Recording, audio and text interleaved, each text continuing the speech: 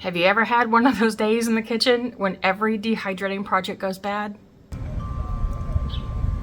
Hi folks, it's Darcy from the Purposeful and today I was going to have all these wonderful projects going in the dehydrator ready for you.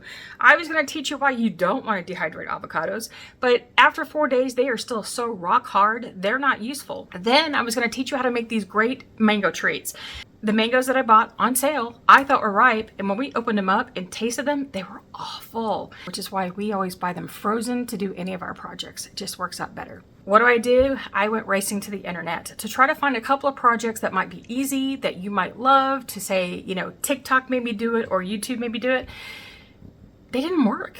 And no matter what I did, I couldn't replicate it, and it was so frustrating. So I went to the pantry, opened it up to see if I had anything there that would be fun to do, that would be easy to do, that you might love.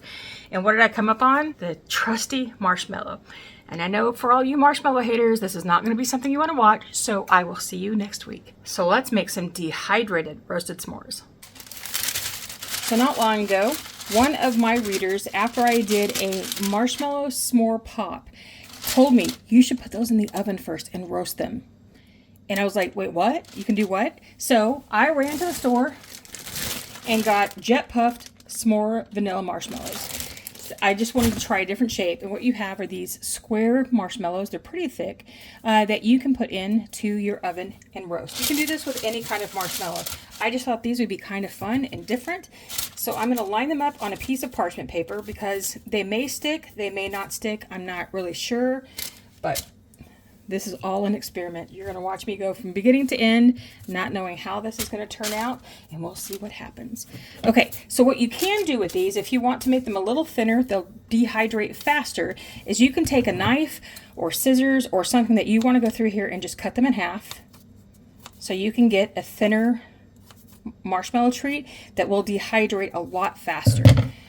Because these can take a long time. But something you do want to do is have a bowl of hot water that you can clean off your cooking utensil, your cutting utensil with, because the stickiness on here is going to get big.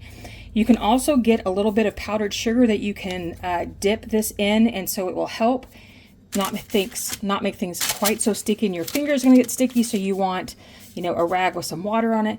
You can try it that way. So we're going to do a couple of these that are the cut down versions, just to see how they work, and if they will dry a little faster. There we go, here, there, that. All right, so what we're going to do is we're going to put these into a 400-degree oven. We're going to roast these under the broiler of our oven. But I'm going to warn you, this is not a time to walk away. Keep a very close eye on them so that they don't actually burn. All right, here is what they looked like when I took them out. If I do this again, I will not do this version. I will keep it like this, and I had to laugh that these look like little dinner rolls. So instead of leaving them on this hot pan, I'm going to go ahead and take them off the pan with the parchment paper still intact, this hot pan elsewhere. And I'm going to let these cool off just a little bit so we can work with them.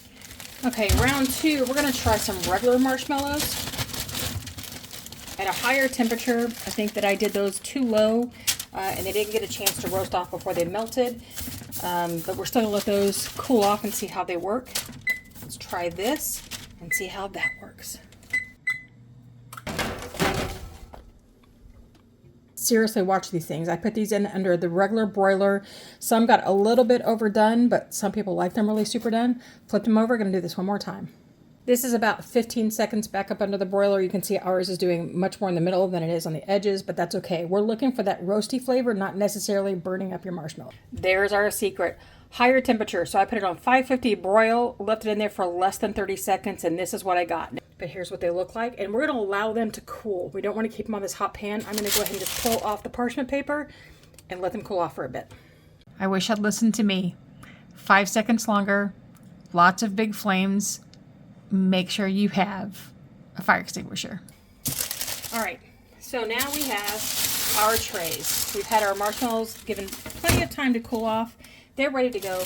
We're going to transfer these as gently as we can onto our dehydrator trays.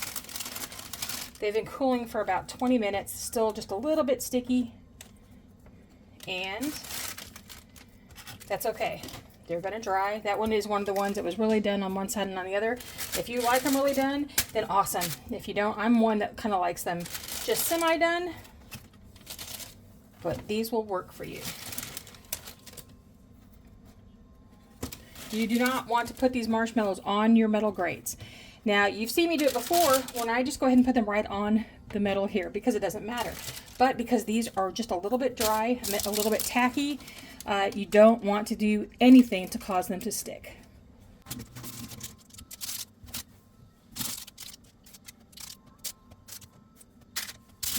Okay, we have our fryer bombs in here, and yes, folks, let me tell you, when you saw that video, that little snip of video, there were flames. There were flames involved, and it was not fun. It was not a fun moment. Okay, here are our marshmallows, and typically, you would do marshmallows at 150. For those or for the regular mini marshmallows. When you have larger ones like this, you want to drop the temperature. It will take longer, but they will not puff up the same way that if you do larger ones and do it at a high temperature, they're going to puff like crazy. We don't really want the puff. So we're going to set our dehydrator to 125. We do not care about the time because we're not looking at the time to tell us when things are done. We're looking at the things telling us when they're done, and we're going to start. All right, here we go. Here are our marshmallows coming out of the dehydrator. They were in there for about 36 hours because larger marshmallows take longer to dry. And when these things are even more dense than even the regular large marshmallows, so give them some time and make sure that you give them about 15 to 20 minutes to cool off before you even test them. This is a little patience game. Remember, there's a coupon link down in the description box below to get this Kasori. They've made a deal with us, all of the Purposeful Pantry folks, to get this dehydrator for $126.99 USD for the US only, and that's with free shipping, plus the 10 tray dehydrator is $239.99. Those prices pretty much can't be beat most of the time around the internet, so don't forget because it's not going to last forever. The link is down below. Okay, so I want to explain what a difference that 10 or 15 minutes makes in testing your marshmallows, especially the larger they get. This was done right after it had come out of the dehydrator, and it had been, cooled off for maybe 2 or 3 minutes.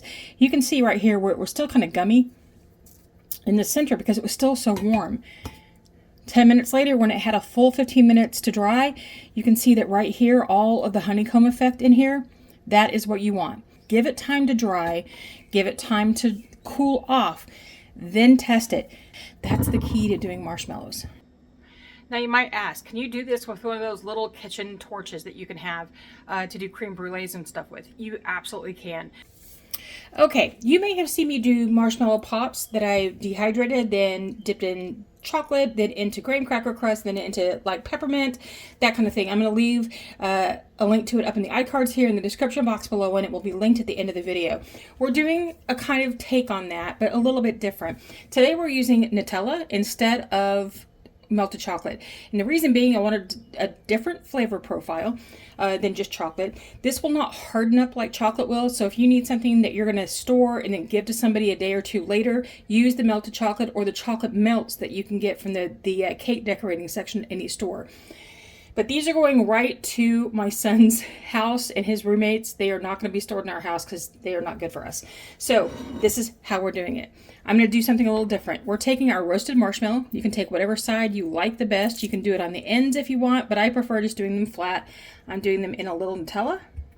And how do you say it? Do you say Nutella or do you say Nutella? I say Nutella. It may not be right. I don't care. All right, then we're going to do that. And then we're dipping it into these graham cracker crumbs that I did a little while ago. You want to get really, really good coverage.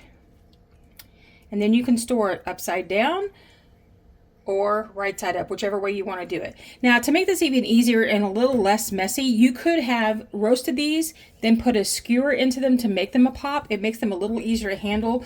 But if you're doing these like live, you've roasted them, you've dehydrated them, and then you're going to pull them out onto a table. It's fun to do it this way too, and it's messy, and your kids will love it.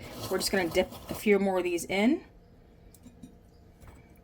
Just like this. I'm going to put the side that I don't like as much on the bottom. You can also use a knife to do this if you want. You can just like slather it on. We're doing lots and lots of crumbles. Here we go. Okay, so for the big ones, I'm going to just use my spoon and do this. So here are a couple options for you. You can put it on top of your roasted section because of the larger one, on all of them actually, this can flake off and maybe not look so pretty, but I like to have it on the bottom because I like that flavor, because I can get the roasted flavor plus the chocolate later. You can do it either way that you want. So we're just going to smear this on good and thick because If you're going to have a treat, you're going to, you know, make it a treat. Don't skimp on the treat. Dip it in, and you want to cover all of the Nutella. That way you don't have an issue. And then you can just store it here on your tray, however you're going to serve these. So here you go, a great treat. Now, it's really good for those times when maybe you can't get to the fire outside because it's raining and drizzling, or it's bad weather, and you want to do this in the middle of the winter and you don't have a fireplace. And this is a cool way to do something a little different with your dehydrator for snacks for the people that you love.